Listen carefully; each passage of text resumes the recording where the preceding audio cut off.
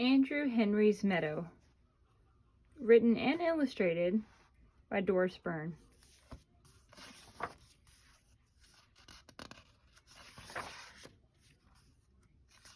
Andrew Henry's Meadow. Until the spring, Andrew Henry Thatcher lived with his family in the town of Snubsville. He had a father and mother and two older sisters named Marian and Martha. The girls were always with each other. He also had two younger brothers named Robert and Ronald. They were always with each other, too. Andrew Henry was in the middle. He was always with himself. Yet he didn't mind. He had plenty of things to do. Mrs. Thatcher was usually busy in the kitchen, but Mr. Thatcher was tired when he came home from work. He liked to read the paper and have things quiet. Marian and Martha liked to sew or try new ways to wear their hair. Robert and Ronald liked to play with toy cars and coloring books. But Andrew Henry liked to build things. Mrs. Thatcher was unhappy when Andrew Henry built a helicopter in the kitchen. The helicopter had many fine features. Nevertheless, she said to him firmly, "Andrew Henry, I have work to do. You must take that thing out of the kitchen." Then Andrew Henry built an eagle's cage in the living room, and Mr. Thatcher was annoyed. It was a fine eagle's cage. An eagle would have liked it, but Mr. Thatcher didn't. He told Andrew Henry to go outside and take the eagle's cage with him. When Marian and Martha saw the merry-go-round Andrew Henry had hitched up to the sewing machine, they were upset. It went around nicely too, but they told him to unhitch it and to do it right now. Robert and Ronald didn't even like the system of pulleys Andrew Henry rigged up in their room. Although it could close the door, fetch the crayon box, and lift the table 1.5 feet off the floor. They cried, "You are always spoiling our fun, Andrew Henry. Leave us alone." Andrew Henry thought about it more and more. One fine spring morning, he made up his mind. Quietly, he gathered together his tools. He packed his hammer and his saw, his pocket knife and pliers, a big sack of nails, some bolts, nuts and wire, and even a few lengths of stovepipe. "I'll build a house for myself," he said to himself. He went out the back door and down the path. He knew where he was going. No one saw Andrew Henry leave except for the Thatcher's dog, Sam. As usual, Sam started to follow Andrew Henry, but this time Andrew Henry told him firmly that he must stay home. Sam was a good dog, so he sat down by the gate in the shade of the lilac bush and watched until Andrew Henry was out of sight.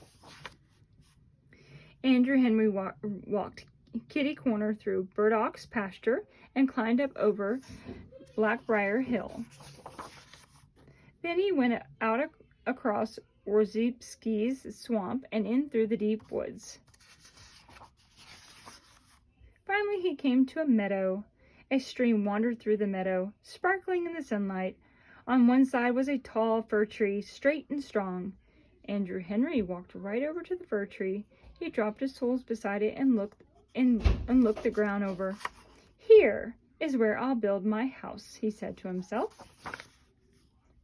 He set to work, and before long, the house was finished. The walls were made of clay and rocks and poles. The roof was made of fir boughs, and outside one window there was a fine landing field for dragonflies. But Andrew Henry wasn't alone long. Soon Alice Burdock stepped out from the deep woods. She had her bird things with her. Mr. Burdock, who was a farmer, didn't care for birds. They ate his cherries, scratched up his corn, and nested in his barn. He put a scarecrow in the cornfield and tied tin cans in the cherry trees to scare away the birds. He even kept 4 cats in the barn to discourage the swallows from nesting there. But Alice liked birds. She had brought along what she could. "Andrew Henry, will you build me a house too?" she asked. "Sure thing," Andrew Henry said. It was a nice house, especially for a person who liked birds. A ladder climbed straight up the trunk of the old tree to the house. There were plenty of bird baths and feeding stations. There were bird houses and a balcony for watching birds, and even a handy rest for Alice's binoculars when she wasn't using them. Next, out of the deep woods came George Turner. He had most of his boats, all of his fishing poles, and his biggest paddle wheel. Mrs. Turner didn't like him to use these things in the bathtub. George wanted Andrew Henry to build him a house too. Sure thing, Andrew Henry said. First they built a bridge over the creek. Then they built the house on the bridge so that George could be near the water. The house had docks for the boats, and built-in fishing poles. The paddle wheel worked a fan to keep George cool. It was surprising how much power that paddle wheel had. Then Joe Pulaski arrived. They built him a dugout house. The door was on the roof and the chimney stuck out of the ground. Joe wanted an underground house so that his pets would be comfortable. He had gray mice and white mice, a pet mole, and a pair of brown rabbits. The house had rooms and passageways for the pets. The mole's passageways were wonderfully misleading. Jane O'Malley and Margot Laporte showed up next. Andrew Henry built Jane a house that looked like a castle with turrets. They dug a ditch around it, which filled up with water from the creek. The ditch made a useful moat, especially when the drawbridge was up. Jane had her dress-up clothes with her. She hoped her mother wouldn't miss them too much. She explained that they made her feel like Lady Jane instead of just plain Jane. Margot's house was tall in the middle like a teepee, but it had a long, low entrance like an igloo. She needed privacy for her music. Visitors had to crawl in on their stomachs. They had to give 3 toots on the horn she had hung beside the door. Sometimes Margot didn't answer because she couldn't always hear the horn when she was practicing. Down the hill, across the swamp, and into the woods came 3 more children. Sarah Lerner had a cookie sheet full of mud cakes her mother had made her take out of the oven. Don Peterson had a dresser drawer full of dandelion seeds he had been saving to use for parachutes. Stanley Hayes had the 2 racing toads his father wouldn't let him keep in the basement. Soon 9 houses stood in the meadow. It looked like a small village. But in Stubville, the Thatchers were looking for Andrew Henry, and the Burdocks were looking for Alice. Soon the Turners, the Pulaskis, the O'Malleys and Laportes, the Lerners, the Petersons, and Hayes all began looking for the missing children. For 4 days and 4 nights, everyone searched frantically. They hunted in the fields and the barns, the buildings and the vacant lots, but the children could not be found. The only one who wasn't searching was the Thatcher's dog, Sam. He sat quietly under the lilac bush by the gate. Sam was a good dog, but he was very lonesome. As he gazed sorrowfully out toward the far corner of Burdock's pasture, the lonesomeness in Sam grew and grew and grew. Finally, it grew too big for even a good dog. On the morning of the 5th day, Sam raised his head, and out poured a long, aching howl.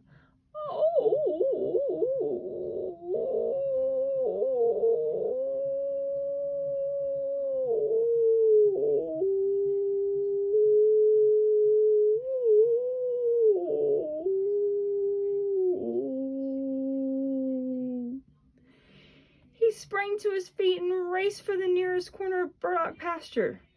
The townspeople all heard the howl and saw Sam racing off with his nose to the ground. The dog has found their trail.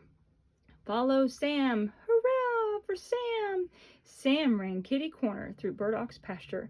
The fathers and the mothers, the sisters and the brothers, even the cats and the dogs of the missing children all ran kitty corner after him.